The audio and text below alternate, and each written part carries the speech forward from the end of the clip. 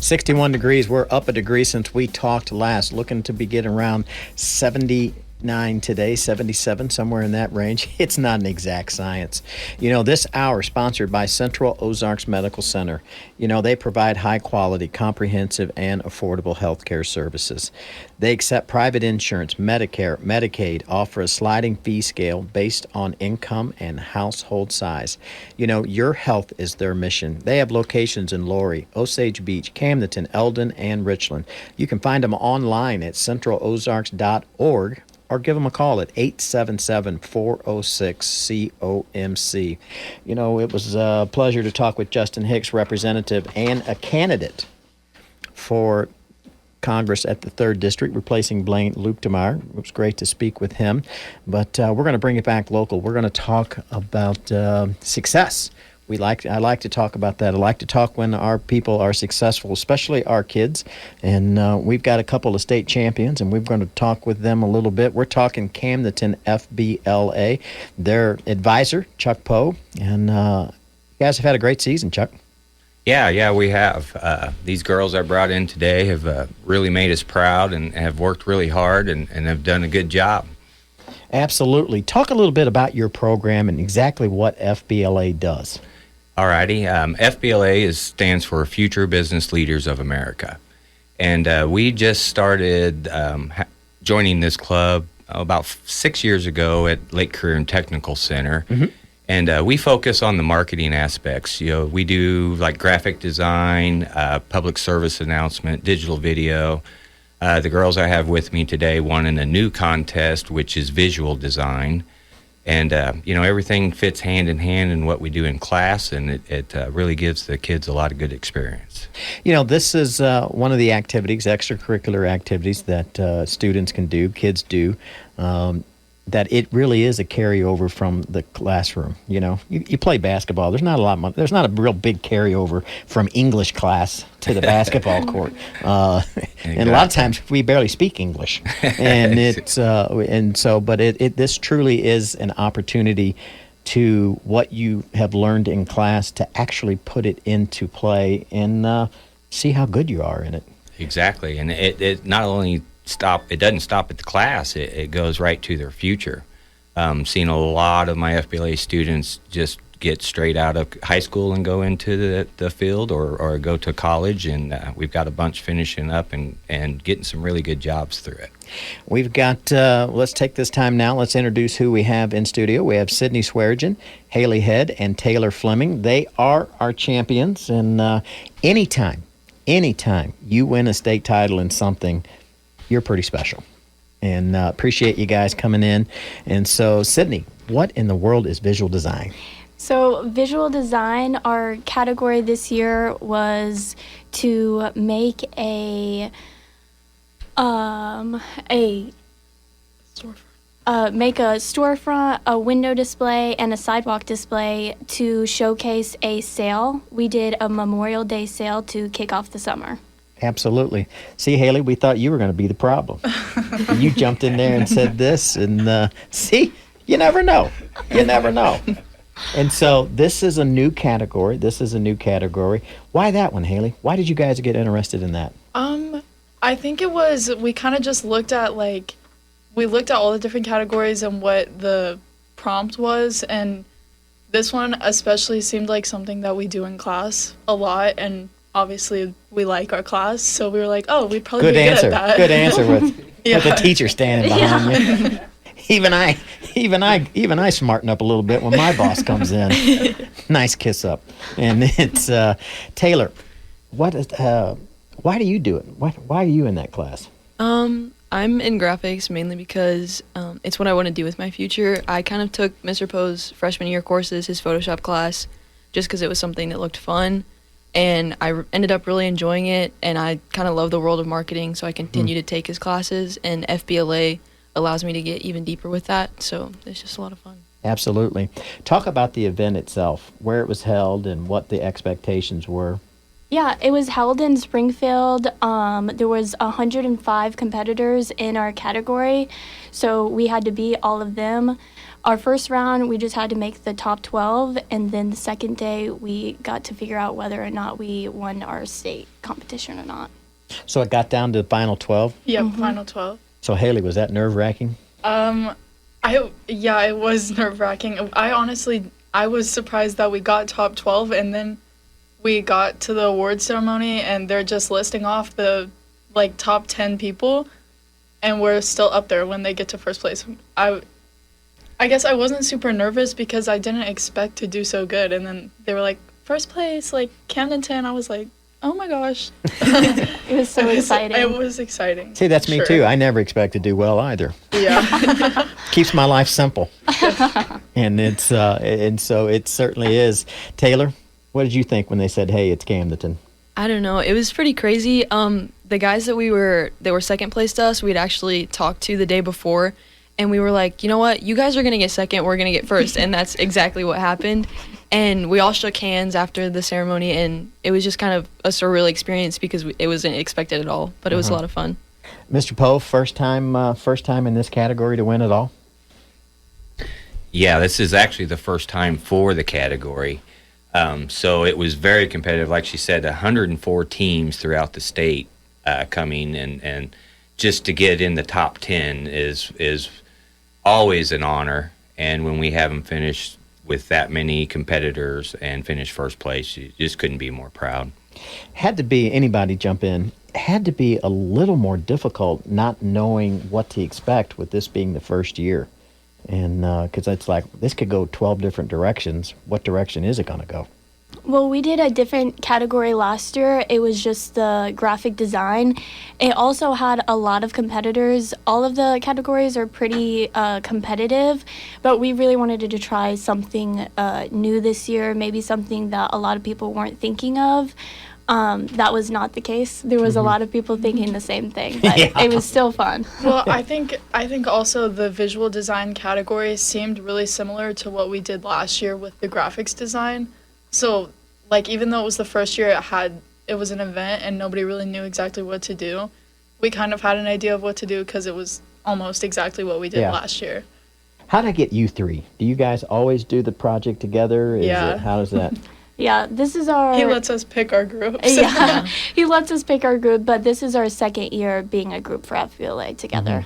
What was the project last year, and how'd you do? It was almost the same thing. We had to design a storefront display for a sale of a store that we just kind of made up, created. And we ended up not doing very well last year. I've been there. Yeah. We took first place at districts, and then we didn't make it through the prelims at state, so we didn't compete at state. But So, Mr. Poe, how do you go from not doing well in district to state champion? Persistency and hard work. And they actually have a hashtag that they said they're going to make shirts after we left, is hashtag prove Poe wrong. I kind of go into coaching mode when it comes to FBLA. And, the last thing I do is belittle anyone, but it's just like when you're in contest mode and real world mode, good is never great. So you just have to work hard, concentrate. And, these girls really put in the time this year. And I think, the disappointment of state last year, probably stayed in the back of their heads a lot and just made them persevere and do the job that needed to be done. Stings a little bit not to do well, doesn't it? Sure. Definitely. I mean, you always want to come out and do well. And so, you had to work on certain areas. You had to get some other things done. And that's a big turnaround. That's a big jump. Definitely. Like what Poe said, I think we definitely had the fact that we didn't do great at districts last year in the back of our heads the entire time. Just knowing that we did good, we just didn't beat other competitors. And he worked really hard with us this year just so we can practice our presentation and also just keeping us motivated to get all of our work done and making sure that we're prepared. And we're talking to state champions Sydney Swearingen, Haley Head, and Taylor Fleming. They are the state champs in visual design. We're going to bring them right back after this break. We're talking FBLA. And to my memory, that's Future Business Leaders of America. Got a couple of state champions in here, 3 to be precise, as they work together on their project. Their championship is in visual design.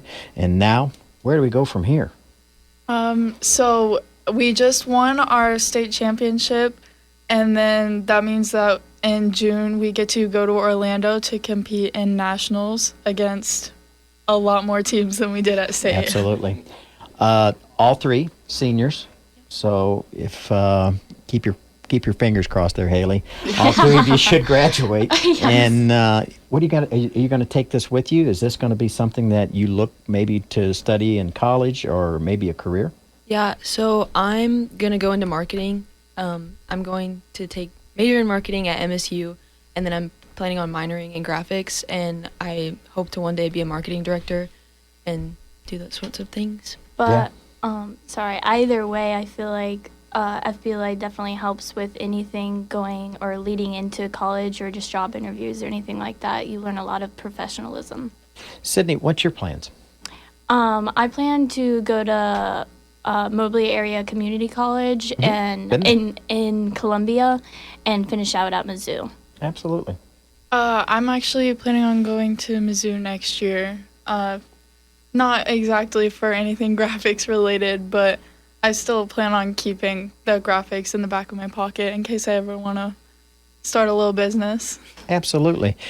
You know, Mr. Poe, that you put this program together. There, anytime you do an activity like this that's outside of the normal day, never seems to be enough money to get things. And you guys gotta raise a lot of your own funds. Yeah, that's exactly right. You know, and with winning, it makes it harder, and there's more that you have to do.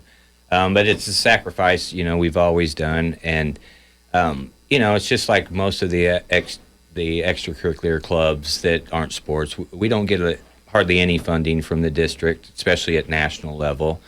And so, you know, we're constantly trying to weigh our time. Do we spend our time fundraising? Do we spend our time getting ready for contest? And love living Lake of the Ozarks and going to Camden schools. The community, you know, we raised, I think one year we raised $15,000, but it's always $10,000 to $15,000 a year we have to raise.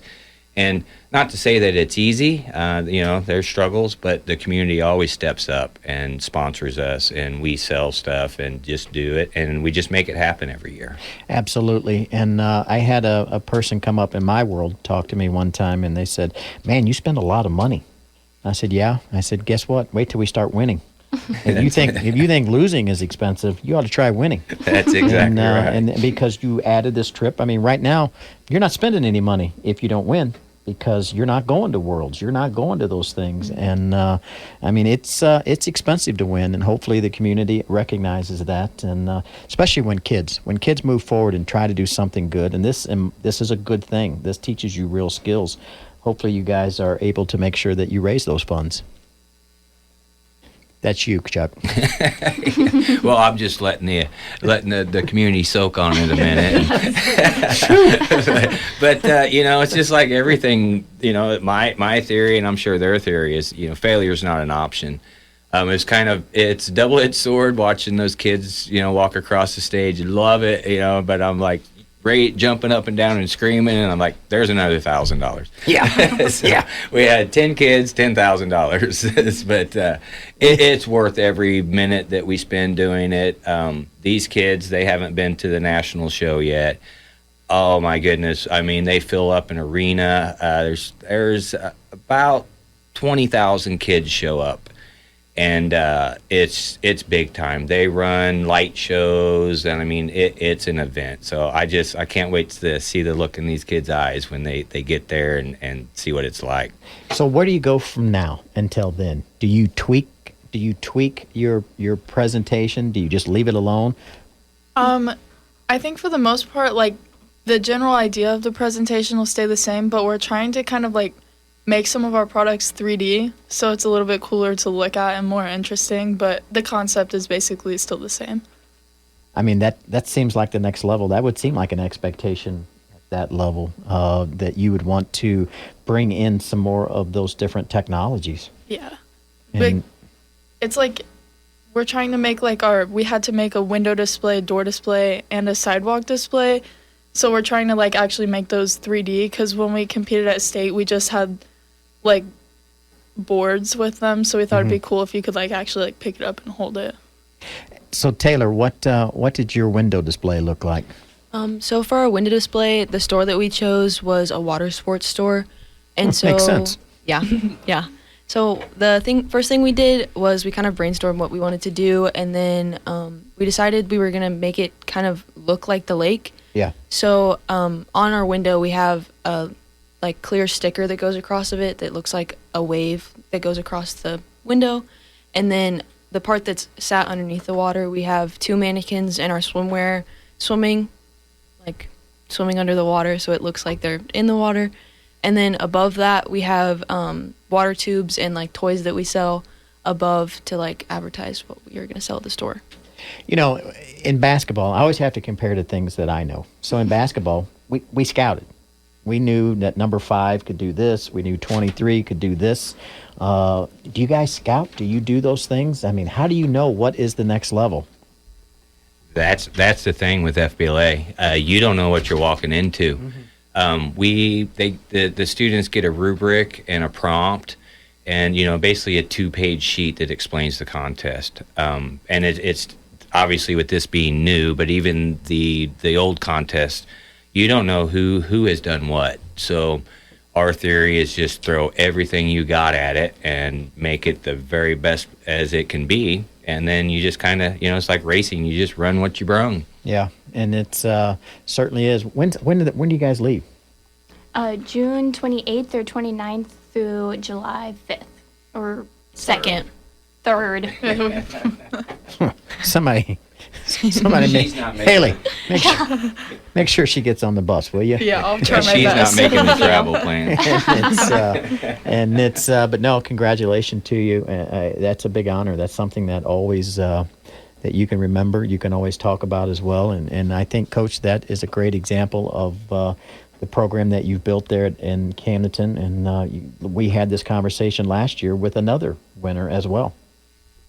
Yeah, and last year the boys that were in here went to nationals, and they won. They got first place in the nation, and that's really sparked our club when we got back. And You guys heard that, right? Now it's to be expected. Yeah, that's what I was gonna say. We're not coming home unless it's first place. And that is Sydney Swearigan, Haley Head, Taylor Fleming, and of course their advisor Chuck Poe. That is Camden FBLA. They are state champions heading on to nationals, and hopefully we can have this discussion again. Yes, thank you. We're going to be right back after this break.